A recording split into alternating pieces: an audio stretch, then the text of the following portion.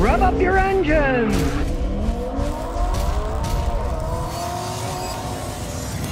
Broken windows, it happens to all of us. Well, today you're going to learn how you can fix them and why they break the way they do. Now, this particular one was broken by the neighbor's lawn man. He was riding a lawnmower. They have a gravel and rock driveway. It's on a hill at an angle. He hit the angle wrong, and this rock flew right in. Now, why do they shatter like this in small pieces? Because they're designed that way so they don't injure anyone. Side windows are made of tempered glass. So when they get hit, they come apart in little pieces and shatter so that sharp, long shards don't hit people and stab them. Now, tempered glass is 4 times stronger than the regular glass in your house. The glass in your windshield is called laminated glass. It's a safety glass that has glass, then a layer of like silicone, and then another layer of glass underneath. It's a real safety feature. It won't shatter. If you hit it hard enough, it'll bend in. Not only is it for safety from rocks and stuff, your windshield is part of the structural integrity of your car, especially the roof in case you roll over. So here's a big warning. Let's say your front windshield goes out. Don't buy the cheapest replacement windshield you can. It'll weaken the structural integrity of your vehicle. Those, you want to stick with high quality OEM laminated glass for safety. Now, strangely enough, years ago, even before my time, if you can believe it, all the windows on cars were made out of laminated glass, but it costs more. So after the very beginnings, they started to use this other glass for the sides. Not laminated glass, it's tempered glass. As you can see, it's pretty easy to shatter once it's been broken. And I sure wish this glass had been made out of the laminated glass instead, because if it was, I wouldn't be doing this messy job. Well, as they say, there's no sense crying over spilled milk. This is tempered glass. We're going to have to change it out, so make sure you got some good work gloves so you don't cut yourself. And since you got to remove all this anyway, just break the rest of it off and throw it in a box. Then get your shop vac and suck up all the little pieces.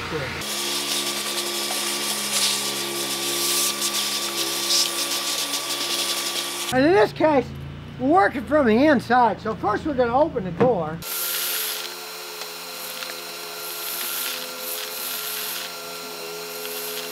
Realize it's going to take a while. Well, at least we have a nice clean working area because it's going to be working here. So we'll close this. One of those auto closing doors. Make sure it closes right. There it goes. And we'll enter from the other side and get to work. Glass is inside here, so we got to take a lot of the crap off here. We got to get this molding off. So first we're going to have to open the door a little. Remove the cover of the door to get to where the glass bolts in. And you know I'd have the wrong screwdriver. This is a Phillips, so we got to switch screwdrivers.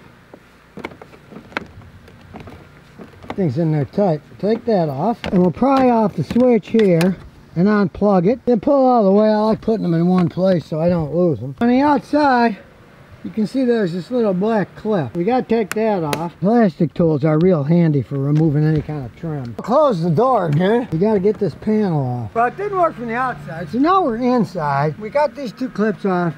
We got to take the rubber off. Now, as you see, it's stuck here, so we have to get this off. Close it again. And this, we got to pry off. And believe it or not, it pries off. You pry hard enough, you'll start to get this off. You can hear the old glass coming off. And we get this out of the way. That gives us room here. Now we can get this off. It's just pressed in. And pieces of glass are going to fall, of course. And now we have to pry that off. And as you can see, there's where the glass goes. Now we can get everything out. And you can see now, the whole thing just pops out. That's where the glass, you can see there's pieces of glass in there. We got to clean that all out. Now realize this is a roll up and down window. So we're going to have to stick the switch back on, roll it down a little. Inside here, we need to access the slide that the window rides on. When you look inside here, you can see it's high. We got to get it low so we can access it. Then we're inside here. Now we can see it and access it. And since it's pretty much impossible to do without taking the panel, We slid the whole panel out now. We can access everything here. We can do these bolts and unscrew them. The glass slides on here. That's a 10mm bolt. We'll take that off. And as you can see, that's all that's left of the glass. And there's one in the front too. And now that I poked a hole in that, you can see that one's right there. So again, we'll get our 10mm, stick it on there. We'll take that off. That's really on there. And all the plastic gets in the way, of course. And I can do it with my bare fingers. And with a little fiddling, here comes that piece. That had glass on it too. Now we put the new glass in. Now you may wonder why I took the rubber off. Because all kinds of glass pieces were broken inside. You put a new window and there's pieces of glass you roll up, you're going to shatter it. So make sure you get all the glass out a second time.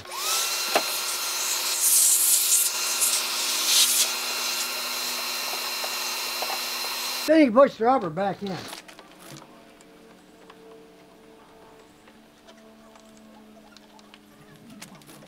If you're careful, you'll see it all neatly snaps back in place. This little cubbies, you gotta push and shove. See, even in this piece, there's still little tiny pieces of glass we gotta suck out. You want to get everything out. You don't want little pieces of glass ruining your project. Put the glass in, you see, great. Then you roll the window up, it hits a piece of glass and pop, breaks your new glass. Make sure it's crystal clean before you put it back together. Well, the glass is here now. I changed the regular gloves because I don't want to slip and break this stuff, and the broken glass is gone. So we gotta close the door, go in from the other side. Now, the old one came off because it was broken, but to get the new glass in, we gotta pull this stupid panel off. So we can get to these bolts, so the piece that it slides on can be moved over to the side, then the glass can slide in. So we'll take this off. The glass won't fit in unless the edge has extra room.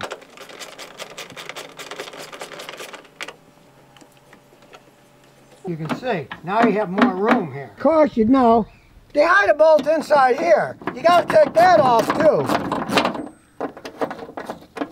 Once you take that off, we can move this a lot more. As you can see with that off, you can now slide the glass in. We'll put the other piece on later. Then you see with the switch, we line it up and put the bolt in each end. And as you can see, it's bolted in the back and the front. I had to cut a little hole because it didn't line up, but who cares? Now it works. Then we slide this back in and bolt it up. That's what holds it.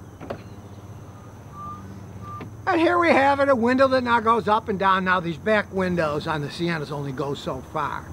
And as you've seen, you can replace them yourself. They cost a fortune when you go to the dealer and pay all their labor and all their costs. Realize, it's not as bad as you think. There are better places to buy it than the dealer. And check it out. The tint's the same as the rest of the car. It even came pre-tinted. So a little bit of time, a little bit of research, you can save a lot of money. All you need to do is to order the right one, follow these step-by-step directions, and you can easily replace it yourself. And even if you have insurance, what's your deductible? $250, $500? This deductible was $100 for the glass. The rest you did yourself. Even if you have insurance, you might end up doing it yourself to save even more money.